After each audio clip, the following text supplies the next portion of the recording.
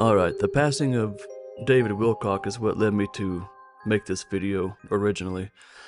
I first saw him on Ancient Aliens years ago when it first came out. I ended up reading his book, The Ascension Mysteries, which was actually a compelling read, but it read like a fiction novel at some points, which is why it caught my attention so well. Anyways, I won't comment here on the validity of anything he said or wrote about. That'll be another topic, but the story surrounding his passing is obviously suspicious, and I'm probably late to this party, but I want to know what people think and see if there's enough of us out there that aren't asleep. A couple days before he passed, his biographer had passed also, which was weird. David seemed surprised about it during his last live stream when he heard the news. But immediately after hearing that he did it to himself, I didn't really believe it. And just because his family says there's no foul play means nothing when you're a high-profile figure and all these other researchers are going missing also.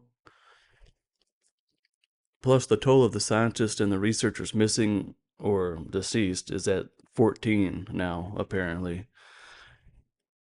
And David did say, as everyone has made note of, that he wouldn't do that to himself. So did Amy Eskridge, which is another strange story. She was apparently cremated quickly, and the family won't talk about it from what I heard. What's weird is that the video of her live stream talking about all these things popped up on my feed probably a few days before the news about Wilcock, and I haven't been watching anything about these people. And I hadn't seen anything about her previously. Amy also had mentioned in her stream where she talked about all the things that she had found with the anti-gravity and all the things that had been happening to her and how she was being stalked and all this, that Ken Wheeler had the knowledge about anti-gravity also. I had actually seen his content from a while back on Theoria Apophysis. He talks about metaphysics and releases books on papers about all these subjects. I don't know if he does more in life than he lets on in his videos. He seems to live a very private and modest life based off everything he posts, but I hope she didn't unintentionally put him in the crosshairs, but it's very odd. But to me, the entire thing is strange because it is being put out there for all of us to see. And we know by now that nothing gets on mainstream media without it being allowed on. Seeing how it is under such tight control, they want us to know this story, is my thought. And now we have these declassified files coming out, which is a little coincidental. Don't you think? This story is everywhere right now.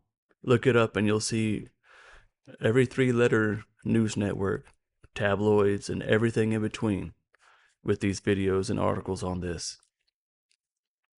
There's an interview, of course, with Lou Elizondo, and the more I listen to this man, the more he seems like a 3-letter agency employee to me that's just playing his part. After all, he seems to be safe so far, after ending up all over the TV for the last several years. I also watched a segment on Nancy Grace talking about the apparent energy weapon attacks that Amy had suffered from. And she segued from this into a story about a Russian who had energy weapons in the USA, who was caught, and the guest on her show talked about this being a national security threat. So they sort of made it sound as if they were implying that another country could be behind this. Which, of course, is not very surprising, is it? That they would imply this? It would be the same old story as it's ever been.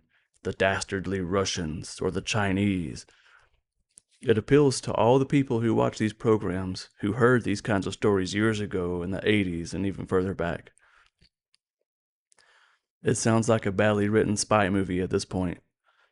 I mean, do you really think with all the intelligence this country supposedly has that another country could be over here harassing our government officials and scientists with free reign and energy weapons and nobody knows about it?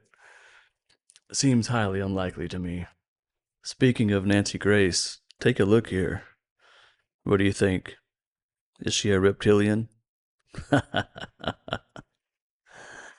Oh man, I probably shouldn't say that word. Apparently it gets videos flagged. Reptile. A reptile being. Maybe. So back to the original point. It seems like there's a few options. A few questions I could ask is, were they controlled opposition? The researchers? There are those who seem to think so of David, but even if one is, that doesn't make someone safe, though. They might use you for years, and then if it suits their agenda, they'll have you decommissioned from life. No one is safe unless you're one of them. Or were the researchers all connected and planning something together? Because we know that they all apparently had worked for the government some way or somehow at some point, from my understanding. Or did they just have answers to things that someone didn't want getting out? So I think we have to at least ask if the entire thing is a psyop. At least ask. Are the scientists and researchers alive still? And just playing their assigned roles? Could it have just been a role that was forcefully given to them? Is everything on the up and up? And the journalists are investigating this in good faith? Funny question, but just playing devil's advocate, I seriously doubt that. So is this just a badly kept secret? And the government is botching it and letting it get out that they're ending these people? I kind of doubt that also, considering how tight a control that they have on everything. Because as I said before, I don't think anything gets mainstream coverage without it being on purpose. They want us to know, or it wouldn't even be on the news in any capacity. Or it could be the in-between option, and these poor souls weren't part of the PSYOP willingly and were researching in good faith, and the government came to stop it because they were talking about it. But the last thought I had is that maybe they're alive, and their passings and disappearances were setups. And they were effectively napped, stolen, taken underground, figuratively or literally, and forced to work for the government in secret. That could be an option as well. Kind of like that option. Let me know what your theories are. I'd like to read them, find out what you guys think. I'm sure there's things that you've read or know about that I haven't mentioned here. Thank you.